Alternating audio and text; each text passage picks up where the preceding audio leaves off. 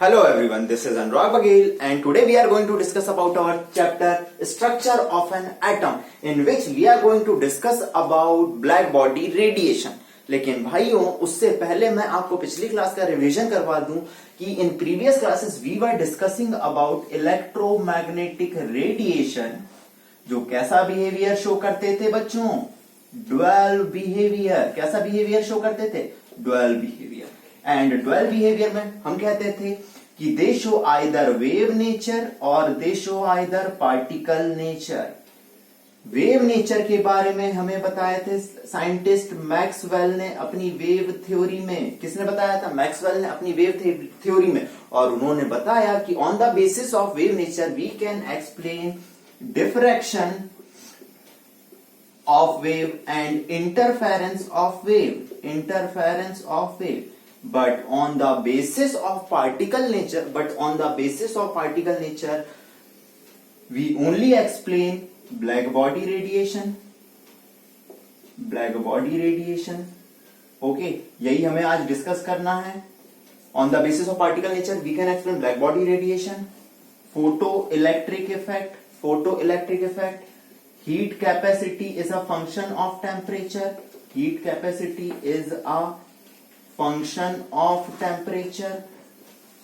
And line spectrum of hydrogen atom. अगर बेटा मैं इलेक्ट्रोमैग्नेटिक रेडिएशन को वेव मानूं तो मैं black body radiation, photo electric effect, heat capacity is a function of temperature और line spectrum of hydrogen explain नहीं कर सकता। इन्हें एक्सप्लेन करने के लिए हमें इलेक्ट्रोमैग्नेटिक रेडिएशन को पार्टिकल एज्यूम करना पड़ेगा। चलिए, जनरली हमारी जो वेव थ्योरी होती है वो क्लासिकल मैकेनिक्स या क्लासिकल फिजिक्स को शो करती है, और जो अपनी पार्टिकल नेचर होता है यहां से शुरुआत होती है बेटा अपने किसकी? क्वांटम फिजिक्स की। किसकी शुरुआत होती है? क्वांटम फिजिक्स की। तो शुरुआत करते हैं अपना ब्लैक बॉडी रेडिएशन। चलिए, ब्लैक बॉडी रेडिएशन शुरू करने से पहले हम आपको बता दें, इसके बारे में सबसे पहले डिस्कस करे थे अपने scientist, the great scientist Max Planck ने। चलो देखते हैं मैक्स प्लैंक ने क्या कहा। मैक्स प्लैंक साहब कहते हैं कि भाई जनरली क्या होता है कि अगर आप किसी बॉडी को ईएम रेडिएशन प्रोवाइड करो, ईएम रेडिएशन दो, तो कुछ रेडिएशन एब्जॉर्ब होगा, कुछ रेडिएशन क्या होगा? ट्रांसमिट हो जाएगा, और कुछ रेडिएशन क्या होगा? रिफ्लेक्ट होगा। चलिए, जो रेडिएशन रिफ्लेक्ट हुआ वो अलग अलग वेवलेंथ या फ्रीक्वेंसी का होगा, और वही हमें कलर दिखाई देगा बॉडी का। वही हमें क्या दिखाई देगा? बॉडी का कलर दिखाई देगा। चलिए, ये तो था नॉर्मल बॉडी के लिए, लेकिन ब्लैक बॉडी क्या होती है समझिएगा। ब्लैक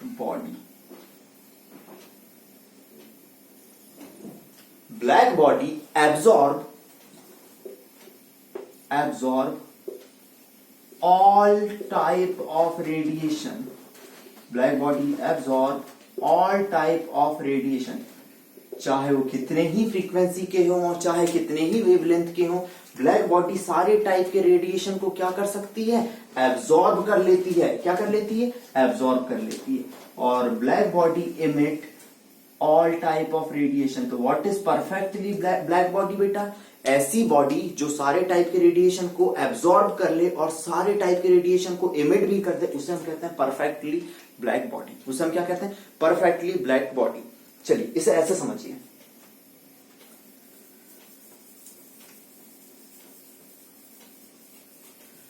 बेटा जनरली क्या होता है, अगर मैं किसी बॉडी को क्या प्रोवाइड करूं?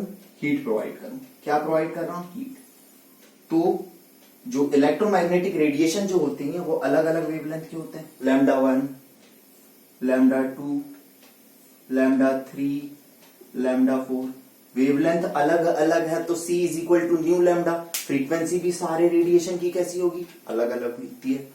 तो उन्होंने क्या करा? उन्होंने मैक्स प्लैंक ने एक ग्राफ ड्रॉ करा और उन्होंने देखा कि देखिए, देखना ये ग्राफ, उन्होंने किस किस के बीच में बनाया, intensity of radiation and wavelength के बीच में।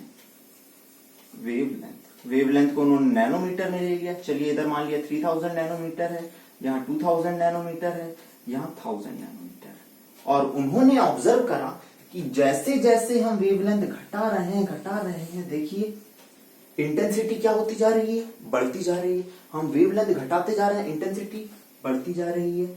और एक वक्त पे मैक्सिमम इंटेंसिटी होगी जिस वेवलेंथ पे, एक वक्त पे क्या हो जाएगी, मैक्सिमम इंटेंसिटी, और उसके बाद इंटेंसिटी घटना शुरू हो गई। उसके बाद घटना क्या हो गई, शुरू हो गई।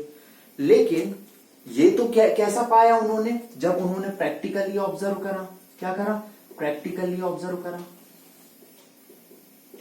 लेकिन अगर बेटा हम किसी ईएम रेडिएशन को वेव नेचर से एक्सप्लेन करने की कोशिश करें, किससे, वेव नेचर से, तो आप देखना कि जैसे जैसे आप वेवलेंथ घटाते जाओगे, इंटेंसिटी कॉन्स्टेंटली क्या होती जाएगी, बढ़ती जाएगी।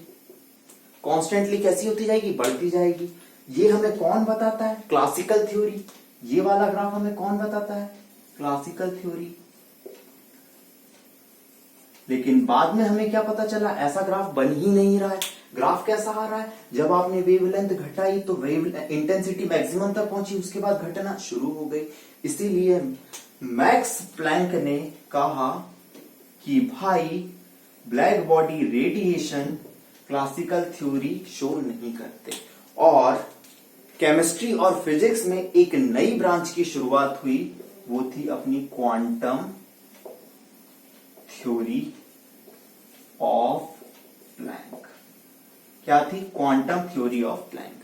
चलिए उन्होंने ये जो एक्सपेरिमेंट था इसे अलग अलग टेम्परेचर पे भी परफॉर्म करके देखा। जैसे उन्होंने देखा कि टेम्परेचर T1 पे ये ग्राफ आ रहा है, सिमिलरली उन्होंने क्या बात कर ली भाई, टेम्परेचर T2 कर दिया तो भी यही ग्राफ आया। अलग अलग टेम्परेचर कर दिए, टेम्परेचर बढ़ाते गए तो उन्होंने देखा कि ग्राफ सेम ही ऑब्जर्व हो रहा है। इस तरीके से अपनी शुरुआत हुई क्वांटम थ्योरी ऑफ प्लैंक की। चलिए ये थ्योरी क्या कहती है, समझिएगा।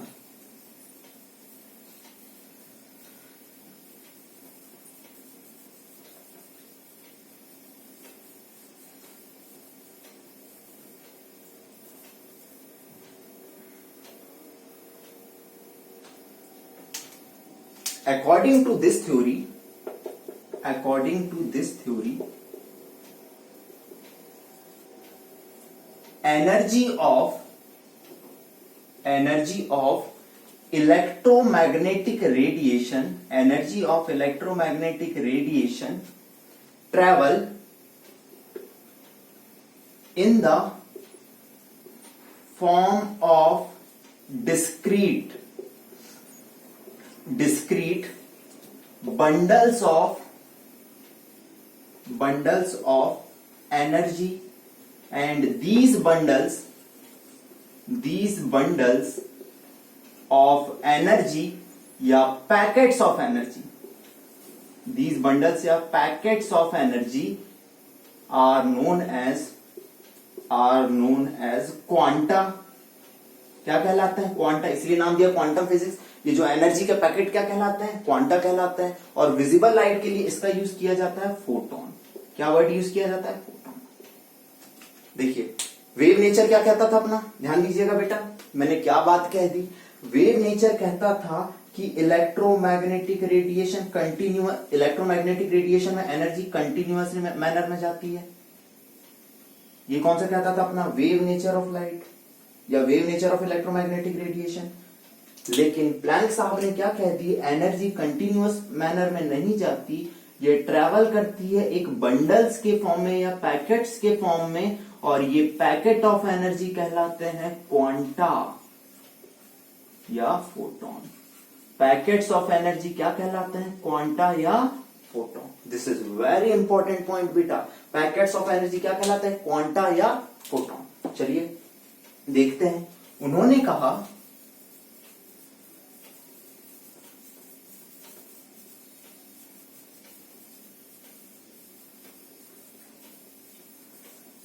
द एनर्जी ऑफ क्वांटा या energy of photon and the energy of photon is directly proportional to the frequency. Energy किसके डायरेक्टली प्रोपोर्शनल होती है? फ्रीक्वेंसी की। कितनी एनर्जी होगी किस पे डिपेंड कर रहा है? फ्रीक्वेंसी की। चलिए हम कभी भी डायरेक्टली प्रोपोर्शनल का साइन हटाते हैं तो क्या लगाते हैं बेटा? कोई ना कोई कांस्टेंट। प्लांक साहब ने बताया तो हमने एक कांस्टेंट लगाया एच। एच क्या है अपना? प्लैंक्स कांस्टेंट, जिसकी वैल्यू कितनी होती है बेटा? 6.6 इंटू 10⁻⁻34 यूनिट निकालिए। एनर्जी की यूनिट जूल और इसकी पर सेकंड ऊपर गया तो एनर्जी की इसकी यूनिट क्या हो जाएगी? Joule second. तो E is equal to h nu. This is the energy of photon और एनर्जी ऑफ क्वांटा। क्वांटा कुछ और नहीं है, these are the quantity of energy या पैकेट्स ऑफ एनर्जी, जो किस फॉर्म में निकलते हैं? डिस्क्रीट फॉर्म में, not in a continuous manner. और यहीं से पार्टिकल नेचर की शुरुआत होती है इलेक्ट्रोमैग्नेटिक रेडिएशन के। चलिए मैं एक और फॉर्मूला दिखा सकता हूं कि E is equal to h nu था, तो हमें क्या पता था? पिछली क्लास में हमने डिस्कस करा था C इज इक्वल टू क्या होता है? Nu lambda. C is equal to क्या हो जाता है? Nu lambda. C speed of light, जिसे हम किस में रिप्रेजेंट करते थे? 3 इंटू 10⁸ मीटर पर सेकेंड। चलिए भाई, न्यू फ्रीक्वेंसी और लैम्डा वेवलेंथ। तो हमें क्या पता चला कि भाई न्यू किसके बराबर हो सकता है? C बाय लैम्डा की। न्यू की वैल्यू यहां पुट कर दो तो एनर्जी का एक और फॉर्मूला आ जाता है बेटा, E is equal to h c by lambda. E is equal to h c by lambda. ये थी अपनी प्लांक्स क्वांटम थ्योरी। कौन सी थ्योरी थी? Planck's quantum theory. This theory is a pioneer of particle nature of EM radiation. अगली classes में बेटा हम शुरू करेंगे किसके बारे में? फोटो इलेक्ट्रिक इफेक्ट के बारे में। आज की क्लास अगर पसंद आई हो तो वीडियो को लाइक, सब्सक्राइब और शेयर करना ना भूलें। Thank you.